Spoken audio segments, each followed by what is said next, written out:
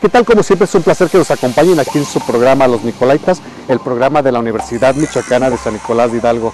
Hoy tenemos un programa especial porque estaremos platicando en la intimidad de su casa con el artista plástico Juan Torres. Así es que acompáñenos porque vamos a descubrir mucho de su faceta, tanto artística como familiar. Acompáñenos.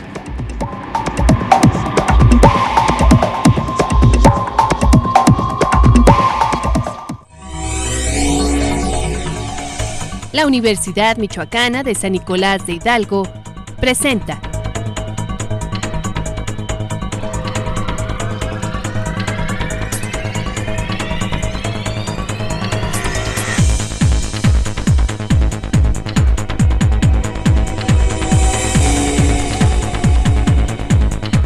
Los Nicolaitas.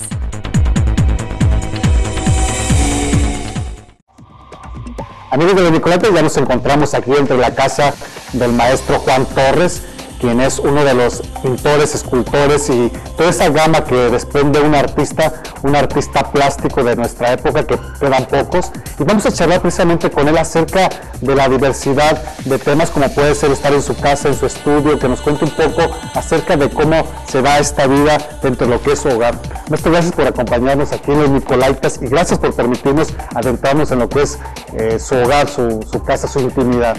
Coméntenos, ¿de dónde viene Juan Torres? ¿Cómo surge? ¿De dónde nace? Bueno, pues sí, antes que nada, bienvenidos aquí a su casa y bueno, deben saber que siempre está abierta las puertas para todo el mundo, entonces pues la gente que nos escucha, que nos ve, pueden venir el día que gusten y está abierta las puertas para todo el mundo. Pues yo soy un artista plástico que yo creo que fue de las últimas generaciones que dio la universidad con la dirección del maestro Alfredo Salce. Él tenía un concepto muy claro de lo que es esta parte renacentista del artista, donde ellos eran todo, eran arquitectos, eran dibujantes, eran escultores, eran pintores. Entonces esa parte la manejó él muy bien con todos sus alumnos. Nosotros éramos, yo creo, cerca de unos 30 alumnos, de los cuales pues ya la mitad yo creo que han muerto y la otra mitad pues andamos por ahí rodando. ¿Cómo lo hace o cómo se da cuenta Juan de que lo que le llama es pintar, hacer esculturas? O sea, ¿cómo se siente esta emoción por este tipo de artes? Mira, yo pienso y he reflexionado sobre esa parte y yo creo que yo fui uno de los niños, como todos los niños del mundo, que dibujan. Inclusive antes de escribir y antes de hablar, hacen pues sus muñecos o sus garabatos. Y yo creo que todos los humanos tenemos esa parte y yo me quedé ahí. Entonces yo desde que tengo uso de razón, pues siempre he dibujado. Entonces dibujaba en la tierra y dibujaba en mis cuadernos y pues en la escuela inclusive me ganó ese momento que la maestra decía, ya vamos a descansar, entonces todo el mundo pues pónganse a dibujar, porque inclusive ella ya estaba muy cansada. Entonces, para que descansara ella y para descansar todos los alumnos, pues nos ponía a dibujar. Entonces, para mí era el momento más importante de todas las clases que nos impartían en la primaria.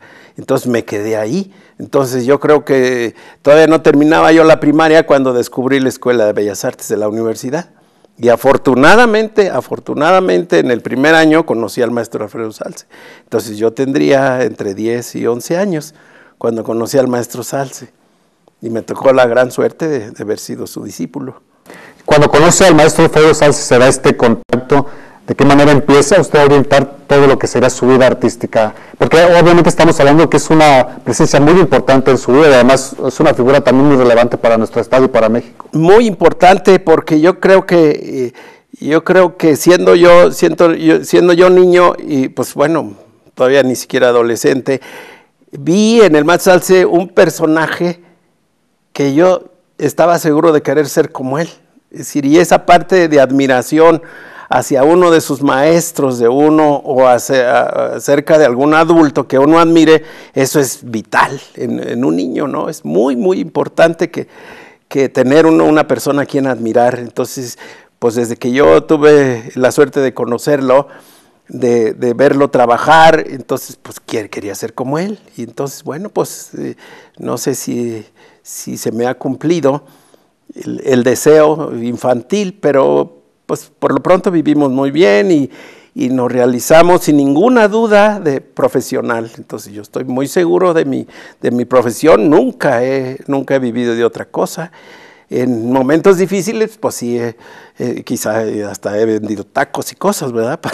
Para sacar la mula, como dicen.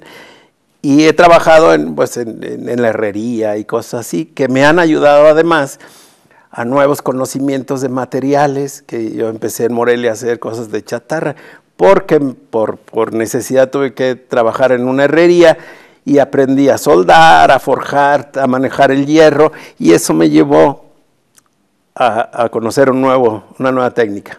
Que además algo que es muy importante, que de repente detrás de un artista se crea no solamente el concepto de algo bello del cómo maneja las cosas, sino también en muchas ocasiones se crea como un tipo de glamour, y usted comenta, yo vendí tacos, yo hice esto y lo otro, o sea, cosas que de repente muchos artistas ni siquiera se atreven a contar porque se ubican dentro de un momento intelectual, dentro de un momento de personalidad y de crear un personaje, y que usted lo narre, yo creo que es algo muy importante para la gente. Sí, es interesante. Yo, nunca he tenido pretensiones sociales de ser un gran artista. De manera muy natural he venido yo figurando dentro de la plástica nacional, sin andar yo tras de las cámaras y andar tras de reporteros y tras de publicaciones, ¿no? Todo se ha venido dando paso a paso en la vida y bueno, me tocó estar en una gran galería también en la ciudad de Monterrey, que en ese tiempo fue una de las más importantes galerías nacionales. Entonces esa galería me manejó durante casi 35 años. Entonces a través de esa galería tuve la oportunidad de estar en el Museo Marco más de una vez, estuve en el Museo Amparo de Puebla, he estado en muchos lugares muy, muy importantes y pues me han puesto en un lugar, ¿no? Maestro, antes de que nos vayamos a la pausa, me gustaría que nos comentara cómo fue, regresándonos un poco, cómo fue el cruzar por la Universidad Michoacana, el estudiar ahí, cómo vio en ese tiempo el surgimiento de las artes en la Universidad Michoacana y también en el Estado. Ya teníamos como representante al maestro Salce, después viene usted que también se convirtió en un personaje importante dentro de lo que son las bellas artes. Sí, pues yo creo que, yo te comentaba hace un momento, yo creo que fue la última generación que para mi punto de vista es la posibilidad de lograr algún artista, ¿no? De lograr un grupo de artistas, porque pues tal parece que ahora no salen artistas de la Escuela de Bellas Artes de la universidad, ahora salen maestros o salen licenciados en arte, que hasta ahorita todavía no entiendo cuál es su función de un licenciado en arte. Entonces, pero no existe una escuela donde se pueda desarrollar la capacidad de un niño que pueda llegar a ser un artista. No, yo no lo veo por ningún lado. Bueno, pues vamos a seguir recorriendo aquí con el maestro Juan Torres, su casa y también su intimidad, su hogar, para que conozcamos de cerca más, sin atravesarnos por estos personajes que de repente se ilustran como intelectuales, sino algo mucho más íntimo para conocerlo mucho más de cerca. Vamos un corte y regresamos con más aquí en su programa Los Nicolaitas.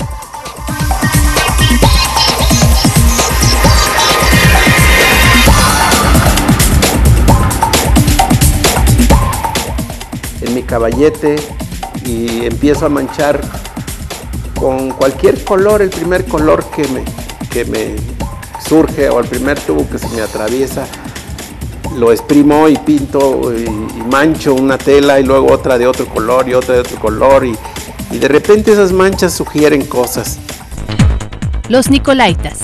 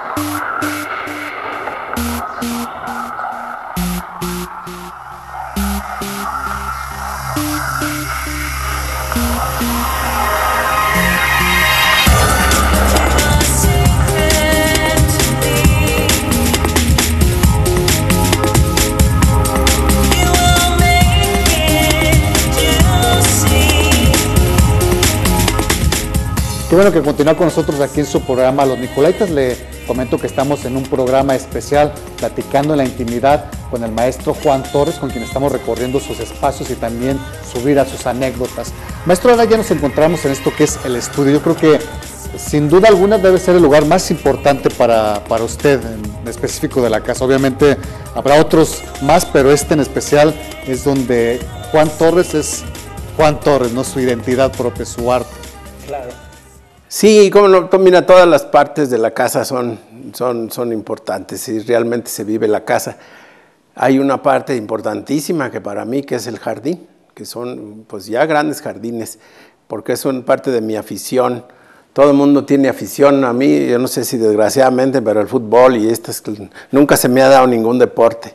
Yo desde que yo recuerdo siempre estuve en el trabajo de las artes, y entonces pues desde niño nunca tuve la oportunidad de este tipo de vagancia, porque recuerdo que todos mis parientes se hicieron futbolistas profesionales, porque pues ellos la pasaron toda su vida en la calle.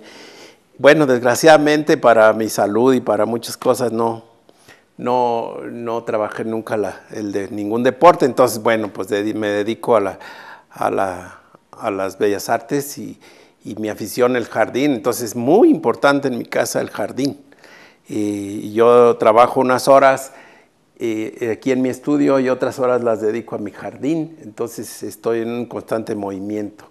Y de aquí pues de repente voy al taller de escultura y después voy al taller de cerámica y luego al taller de grabado, y pues me la paso para descansar cambiando de oficio.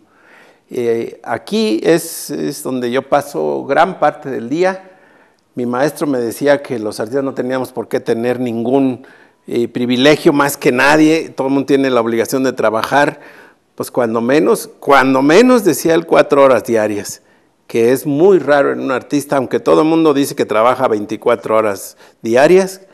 Las entrevistas que yo he visto con artistas dicen, no, pues yo trabajo 12 horas diarias, y yo creo que está un poco difícil.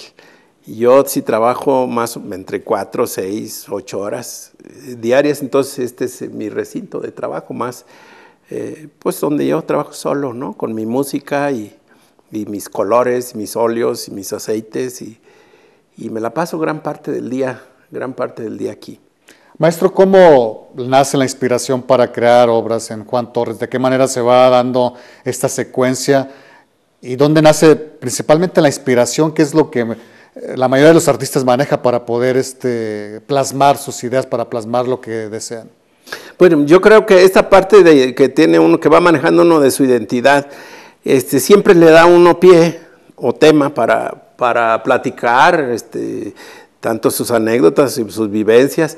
Entonces yo creo que mi temática pues es bastante recurrente. Mi temática siempre se inclina hacia cosas religiosas, hacia naturalezas muertas, hacia el retrato, desde luego. Entonces, y a cosas que pasan aquí en el pueblo, ¿no? Y gran parte de mi obra también pertenece a mis jardines, a mis plantas y a mis flores. Entonces, tú verás que mi obra está siempre muy llena llena de jardines y llena de flores, junto con los personajes.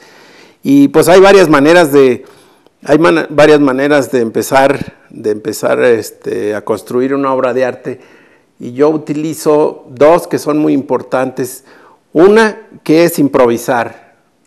Entonces yo pongo 5 telas en mi caballete y empiezo a manchar con cualquier color, el primer color que me surge, o el primer tubo que se me atraviesa, lo exprimo y pinto y mancho una tela y luego otra de otro color y otra de otro color, y de repente esas manchas sugieren cosas, y a veces improviso a través de las manchas que hago, Y por otro lado, a veces también planeo una temática y a grandes rasgos la esbozo, y sobre la mancha que esbozo, empiezo a trabajar ya el personaje adecuado, que muchas veces resulta ser un retrato. ¿Qué es lo que marca a un artista para poder decidir, esto es lo que yo deseo hacer? O sea, ¿cuáles son las circunstancias que lo obligan, o no que lo obligan, sino que lo orientan lo inducen para poder? Pues yo creo que esa parte vivencial, ¿no?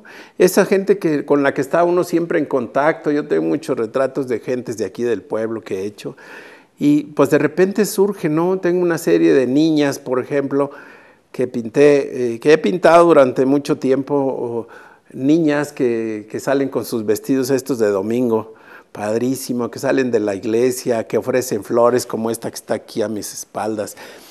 Entonces hay niñas que salen de la iglesia o salen en sus cumpleaños o sus presentaciones con unos vestidos maravillosos, ¿no? De colores. Entonces, pues he hecho, ¿verdad? Ahorita tengo una serie como de unas 8 niñas, pues llenas, como si vivieran en mi jardín, ¿no? Como fantasmitas que andan en mi jardín. Entonces, pues hago series como de esos personajes, pues que son muy encantadores. Me imagino que a lo largo de su vida seguramente tiene muchas anécdotas cuando está ya en el momento de estar pintando, que le sucede algo. ¿Qué podría comentarnos al respecto? Porque luego desconocemos lo que es el detrás de cada una de las pinturas. Pues ya, ahorita pues no se me ocurriría nada. Pues ha habido una gran cantidad de anécdotas del pueblo, muchas no, incontables, pero pues yo les puedo contar aquí algunas cosas. De repente ando en mi jardín y llegan gentes, pues muchas veces de otros países o de otras ciudades de México, y como a veces ando yo regando mi jardín, entonces pues hubo un caso en que alguien me exigía que quería hablar con el maestro, y por más que yo le decía que se le ofrecía, me insistía mucho en que le hablara al maestro porque querían hablar con él, ¿no? Entonces era una insistencia que, pues, hasta que ya le dije muy claramente, yo soy el maestro, por favor, ya. Entonces la gente pues se saca de quicio porque pues piensan que van a encontrar un señor ahí en una butaca, ¿verdad? Con una bata de pintor y moño y gorra y paleta y pues yo no sé, se imaginan un pintor del romanticismo, yo no sé qué esperan encontrar, y pues no, encuentran a veces un jardinero. Maestro, y aparte de todos estos... O un albañil. Con mucha frecuencia encuentran un albañil. Sí. Porque también se dedica a construir su casa. Sí. Maestro, y aparte de toda esta gama de cosas que hace, ¿cuáles siente usted que es la evolución, si es que hay que llamarlo así, o hacia dónde debe ir después Juan Torres en cuanto a la pintura, por ejemplo? ¿O busca alguna manera evolucionar o siente que es el mismo tiempo el que le va dando la pauta? Sí, yo creo que la experiencia hasta hace no muchos años, vine descubriendo algunos consejos que me había dado el maestro Salce, quizá en un momento en el que yo no entendía muchas cosas, porque las artes como las ciencias todo tienen un idioma que se tiene que entender y que se tiene que aprender, pero un idioma verbal. Entonces el maestro Salce me decía, mira, esto es así, así. Yo decía, pues no entiendo. A través de los años fui descubriendo esos consejos que él a mí me había dado hace muchísimos años, y empecé a descubrirme a sí mismo. Y entonces con el tiempo he venido descubriéndome yo cada día, y cada vez que inicio una serie de pinturas me voy descubriendo, pero como ahora ya no tengo a quién aprenderle, no tengo un maestro directamente, entonces ahora me he preocupado mucho por todas las épocas. Para mí ha sido muy, muy importante recorrer otra vez todos los renacentistas, y ahorita después de los renacentistas viene el otro grupo de pintores de españoles que son una maravilla, que es Velázquez y pues el Greco y todos estos, que me han enseñado unas cosas verdaderamente impresionantes. Estoy totalmente conmovido. Ahora acabo de descubrir al Caravaggio y estoy muy metido con con los personajes del Caravaggio, donde nacen de una oscuridad total, y pues una serie de expresiones que bien pudiéramos tomarlas como contemporáneas, y que yo siento como que esa parte fueron los descubridores, pues prácticamente del impresionismo, porque hay unas cosas de una calidad de impresionismo pues desde el Greco, ¿no? Desde el Greco, de Velázquez, y pues este claroscuro de Rembrandt, que es una cosa de locura, ¿no? Este claroscuro que manejaba Rembrandt. Entonces, inclusive me hice un retrato, que ya lo vamos a ver al rato, es un retrato que hice a la manera de Rembrandt, un autorretrato, con un claroscuro, que son pues una forma impresionante. ¿Fue difícil ser alumno y podemos llamar discípulo de Alsalce? No, porque... ¿Era muy estricto? No, porque nos llevamos siempre muy bien, y él era muy, te dejaba que tuvieras la expresión y que te expresaras a tu manera, y nada más él era una especie de guía que iba diciendo: por aquí necesitas un poquito hacia la derecha, por aquí un poquito más hacia la izquierda, pero respetando mucho la manera de cada quien. No, pues él me contaba que cuando él trabajaba era una cosa horrible, porque daba la vuelta a todos los estudiantes en San Carlos y parecía que todos parecía el mismo artista, porque la disciplina académica era tan rígida que le exigían a los alumnos que se hiciera de tal o cual manera, con el sombreado de tal o cual manera, que las proporciones deberían ser de tal o cual manera. Entonces, ¿no había identidad? No había identidad, entonces todos pintaban igual, ¿no? Todos pintaban lo mismo. Entonces ya cuando llegó Diego de Europa, fue que empezó a dar la libertad a cada uno de los alumnos, que los fue induciendo cada quien por su propia manera de decir las cosas, ¿no? Maestro, pues vamos a seguir platicando con usted. Este es el estudio del maestro Juan Torres, uno de los pocos artistas plásticos que quedan ya en México. Y pues vamos a seguir conociéndolo muy de cerca. Vamos a un corte y regresamos con más aquí en Los Nicolaitas. El gusto de que venga la gente y pueda ver extendida toda la obra y la pueda ver en un lugar adecuado, porque en mi estudio pues siempre hay cientos de cuadros encimados, entonces acaba uno por no ver nada.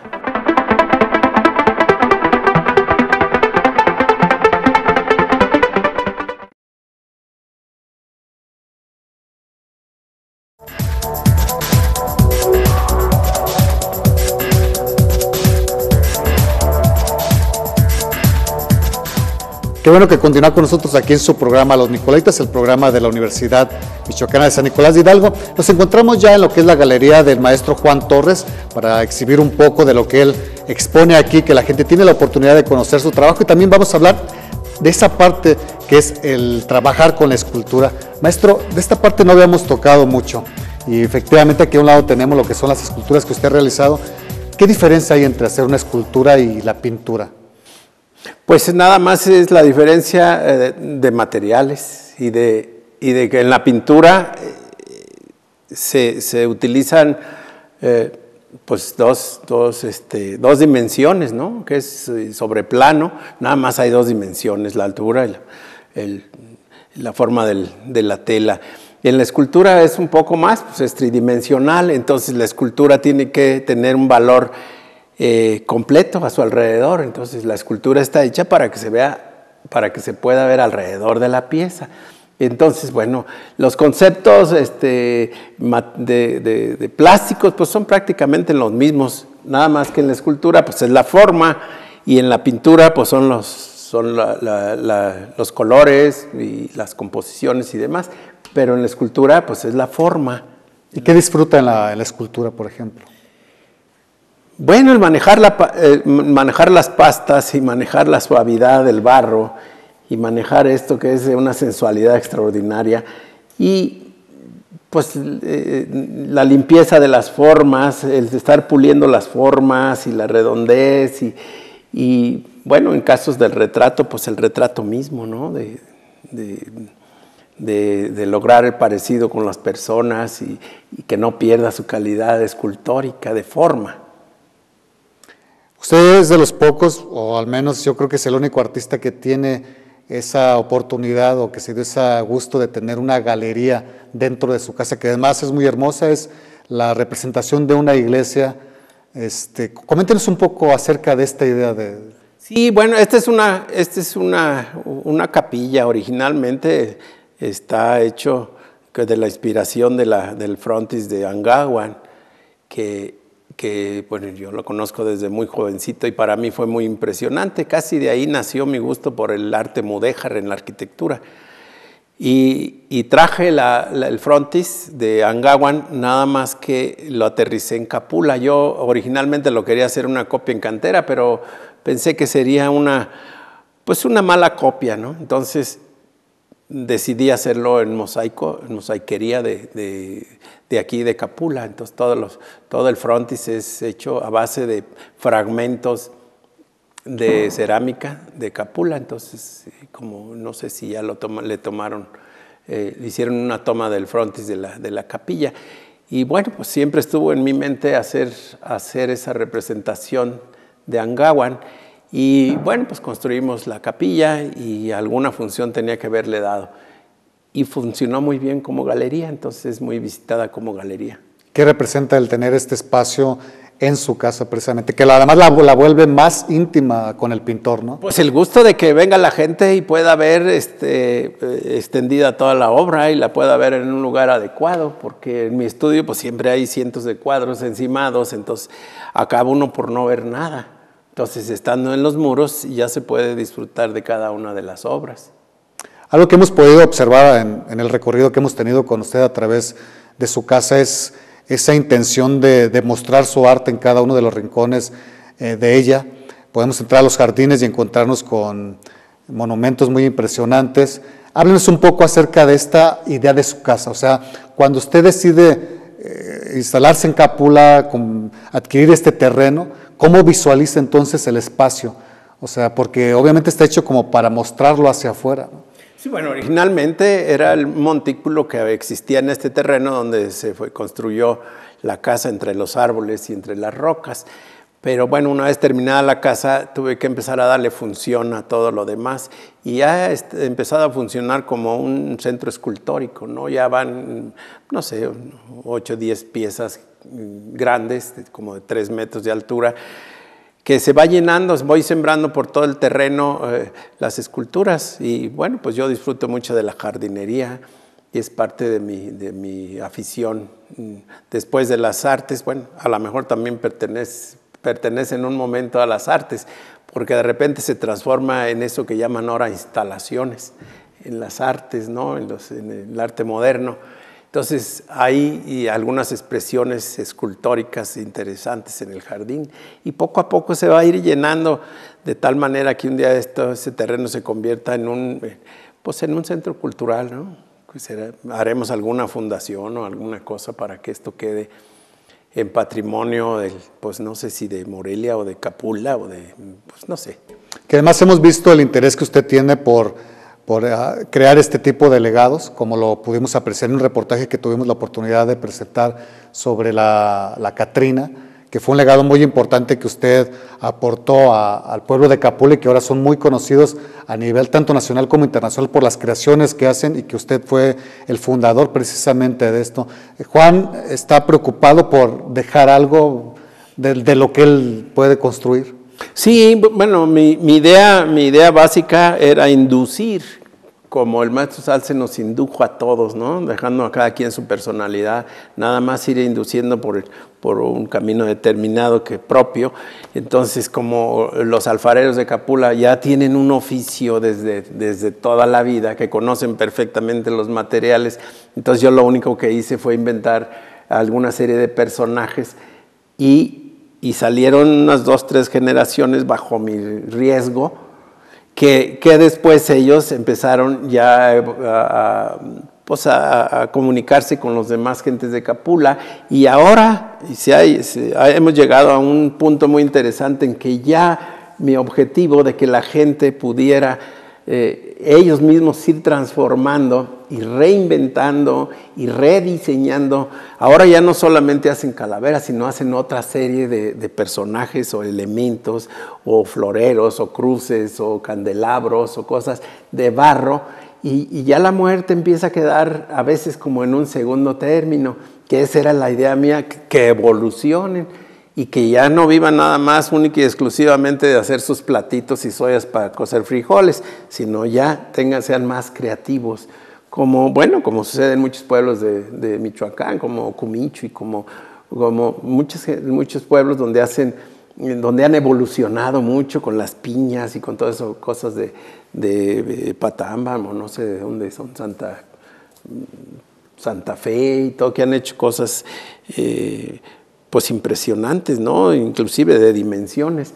Entonces Capula ya empieza a transformar esa idea, esa inducción que yo propuse para que la gente se vaya alimentando o retroalimentando, ¿no? Entonces ahí se van copiando unos a otros y van evolucionando, y ya, pues qué padre que ya se hizo casi nacional esta cuestión de las calaveras.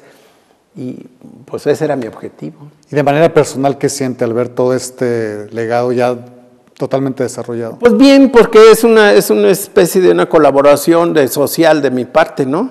Y no estoy esperando nunca a que el Estado o venga a mí a hablar con un apoyo y uno de esos programas que hace el gobierno y que se acaba en el primer intento, ¿no? Acaban de hacer un taller ahí de no sé qué institución, yo creo que no tiene medio año, ya lo cerraron, y con unas inversiones pues impresionantes, ¿no? Yo nunca soñé con un taller como este que acaban de hacer ahí, y ya está abandonado, no tiene